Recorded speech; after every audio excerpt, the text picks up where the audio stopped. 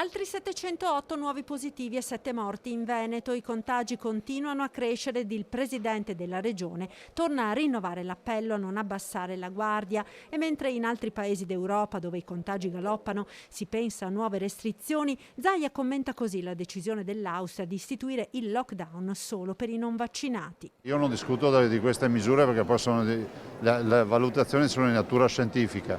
Dico che la misura è quella di provvedere alle vaccinazioni e invito i cittadini di farlo. E che qualcosa stia cambiando lo si è notato anche a Treviso, dove stamattina, tra contagi in aumento e richieste di Green Pass, in dogana sono tornate a vedersi le code per i tamponi e in più di qualche comune i sindaci pensano sarebbe utile tornare ad utilizzare le mascherine anche all'aperto. In condizioni di assembramento all'aperto e al chiuso bisogna portare la mascherina. Arrivare a fare ordinanze perché qualcuno pensa che stiamo ancora giocando, parlando di un'influenza, diciamo, che non ha nulla a che vedere con qualcosa di grave, direi che è grave questo.